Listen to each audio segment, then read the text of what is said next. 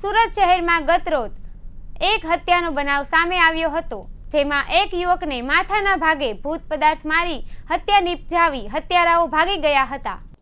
સુરત શહેરમાં ગતરોજ એક હત્યાનો બનાવ સામે આવ્યો હતો, જેમાં યુવકે માથાના ભાગે ભૂત પદાર્થ મારીને હત્યા નિપજાવી હત્યારાઓ ભાગી ગયા હતા। આ બનાવ સંદર્ભે પોલીસે હત્યાનો ગુનો નોંધી આરોપીની શોધખોળ શરૂ કરી હતી અને જેમાં સામે આવ્યું કે પત્નીના પ્રેમીએ મિત્ર સાથે મળીને પ્રેમિકાના પતિની હત્યા કરી નાખી છે। રાહુલ અને પ્રશાંત બંને એકબીજાના અંગત મિત્ર હતા, પરંતુ પ્રશાંતની નજર રાહુલની પત્ની પર બગડી હતી અને તેને પ્રેમ જાળમાં ફસાવી દીધી હતી। છેલ્લા 4 વર્ષથી તેમની આ પ્રેમ લીલા ચાલી રહી હતી અને આ પ્રેમ લીલાનો ભાંડો રાહુલની સામે ફૂટ્યો હતો। આ પ્રેમ લીલાને લઈ અવારનવાર રાહુલ અને તેની પત્ની સાથે ઝઘડો પણ થતો હતો। રાહુલનો અવારનવાર ઝઘડો પત્ની સાથે થયો હોય પ્રશાંત રાહુલને સમજાવવા આવ્યો હતો, ત્યારે પ્રશાંતે રાહુલ સાથે પણ થોડો ઝઘડો કર્યો હતો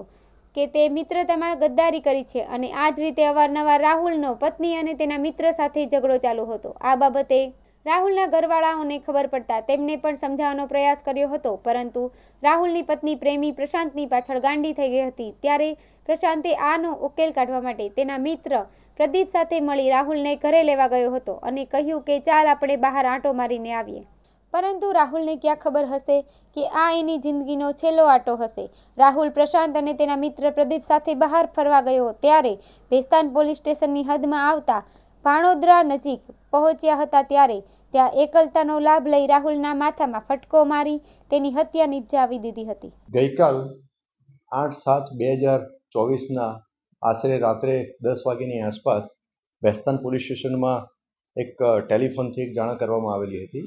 કે ભાણોદરા ગામની સીમમાં ઇકલેરા તરફ એક સિંગલ પટ્ટી રોડ જાય છે, એ રોડની બાજુમાં એક ડેડ બોડી પડેલી છે અને જે લુહાણ હાલતમાં પડેલી છે। જે અનુસંધાને ભેસ્તાનની સ્થાનિક પોલીસ અને ભેસ્તાનના પોલીસ ઇન્સ્પેક્ટર શ્રી સ્થળ ઉપર પહોંચેલા હતા। સ્થળ ઉપર ડેડ બોડીની પ્રાથમિક તપાસ કરી તો એમાં હેડ ઇન્જરી એટલે માથાના ભાગે ઇન્જરી હોય એવું જણાઈ આવેલું। આસપાસ થોડી તપાસ કરી તો એને બીજી પણ ઇન્જરીઓ અને બ્લડ નીકળેલું હતું, જેથી એની ડેડ બોડીને આઈડેન્ટિફાઈ કરવા માટે સ્થાનિક લેવલે પ્રયત્ન કર્યા અને ખૂબ જ ઝડપથી આ ડેડ બોડી આઈડેન્ટિફાઈ થઈ ગઈ અને એ જે ભોગ બનનાર હતા એ રાહુલ દિલીપભાઈ પાટીલ કરીને જણાઈ આવ્યું। એના ઉપરથી થોડી આગળ તપાસ હાથ ધરતા એના સગા સંબંધી એટલે કે એની પત્ની અને એના ભાઈ એની તપાસ કરતા મળી આવેલા અને એ એના પત્ની અને એના ભાઈની લાવી અને પૂછપરછ કરતા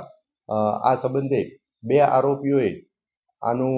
જે ભોગ બનનાર જે છે રાહુલ પાટીલ એનું મર્ડર કરેલાનું ડિસ્ક્લોઝ થતાં આ અનુસંધાને ભેસ્તાન પોલીસ સ્ટેશનમાં એક મર્ડરનો ગુનો દાખલ કરવામાં આવ્યો। આ ગુનાના જે ફરિયાદી જે છે એ ભોગ બનનાર રાહુલ પાટીલના મોટાભાઈ ગણેશભાઈ દિલીપભાઈ પાટીલ છે અને આ ગુનો દાખલ થયા બાદ ભેસ્તાન પોલીસે તાત્કાલિક તપાસ હાથ ધરી અને બંને આરોપીઓ જે છે એ મળી આવતા તેઓને લાવી અને એની પ્રાથમિક પૂછપરછ કરતા તેઓએ ગુનો કરેલાની કબૂલાત કરેલ છે, જેથી હાલમાં ગુના સંબંધે બંને આરોપીઓની પ્રાથમિક પૂછપરછ ચાલુ છે અને પૂછપરછના અંતે તેઓને એરેસ્ટ કરી અને આગળની કાયદેસર કાર્યવાહી હાથ ધરવામાં આવનાર છે। આ બંને આરોપીઓના નામ આપને જણાવું તો એક આરોપી પ્રશાંત હીરામણ શિંદે, એની ઉંમર 25 વર્ષ છે અને એ નીલગિરી લિંબાયત વિસ્તારનો રહેવાસી છે અને બીજો આરોપી જે છે પ્રદીપ કૈલાસભાઈ પાટીલ, એની ઉંમર વર્ષ 26 છે,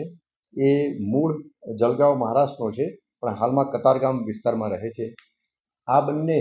પૈકી જે પ્રશાંત હીરામણ શિંદે જે આરોપી જે છે એના અને હાલના જે ભોગ બનનારની પત્ની એના આડા સંબંધનો પણ શક વહેમ હતો અને એ અનુસંધાને જ અવારનવાર ભોગ બનનાર અને પ્રશાંતના ઝઘડા થતા હતા, જેની અદાવત રાખીને જ